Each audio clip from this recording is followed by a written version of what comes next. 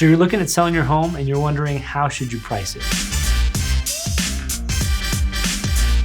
I'm gonna go over real quick what the process looks like to find value, and then I'm gonna go over 3 different strategies on how you can price the home correctly. First and foremost, you wanna make sure that you're getting good and accurate data when you're trying to determine what the value is. And the way you go about doing that is accessing the multiple listing service. To access that, you'll need to be working with an agent. But that multiple listing service is most likely what an appraiser is gonna be using to value your home. So you wanna make sure that you're looking at the same data that they're looking at. That way, when the buyers come in and put in an offer, you have actual data to back up your value. And once you're in multiple listing services, there's a lot of different factors you wanna look at, right? Some of it could be the difference between, hey, one being on one side of the railroad, the other one being on the other side of the railroad, one being a certain proximity to a school, one being a certain proximity to a busier road.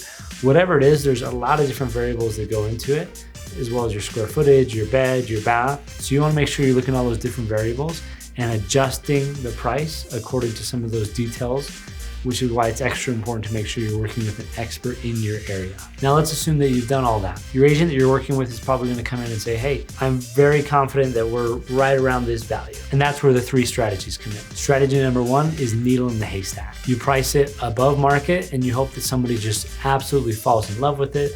They're willing to waive appraisal, they're willing to waive due diligence, and they're willing to overpay for your home because it's perfect for them. Keep in mind, that strategy is called needle in the haystack for a reason. It's very, very hard for that to happen.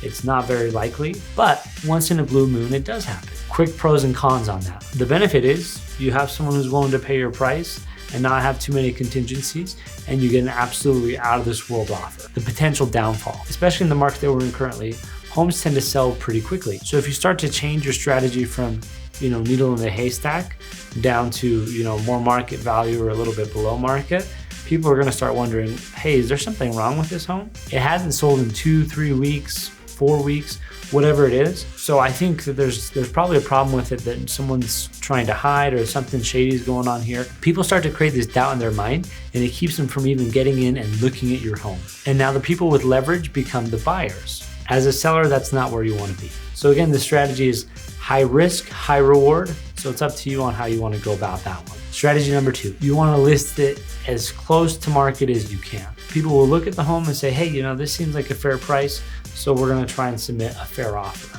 The benefit is you'll probably get pretty close to your asking price. The con is people don't really view it as an awesome deal, so you're probably not going to have people lining up at your doorstep to get into the home. Now, a third strategy is typically what my clients end up going with, and it's pricing it a little bit below market. Now, again, depending on the market, this strategy is or isn't a good idea.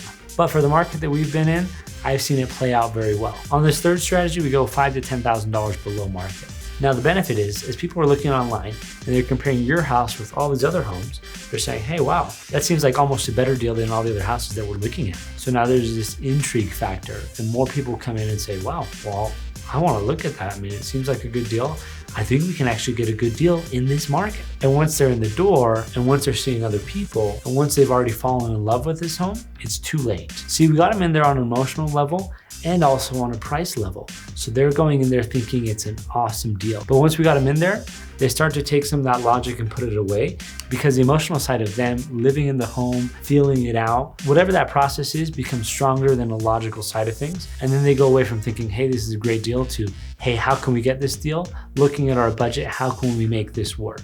And that's where you as a seller have a lot more leverage. But this doesn't go without any risk. The potential downside typically comes not so much with the strategy itself, but when you end up listing the home. So you'll be punished a lot more if you list it on a holiday weekend, or if you list it during a snowstorm, or if you list it on a day that everyone just seems to be out of town for whatever reason. Because if you don't have that good, strong reception early on, you run the risk of there not being a bidding war, and then you don't end up with multiple offers pushing the home up, and that same buyer might have paid those $5,000 to $10,000 more if you had just priced it at market. At the end of the day, you as the person selling your home need to be making the decisions and need to look at your different price options and see which one aligns best with your goals. Now, I'd love to hear your opinion.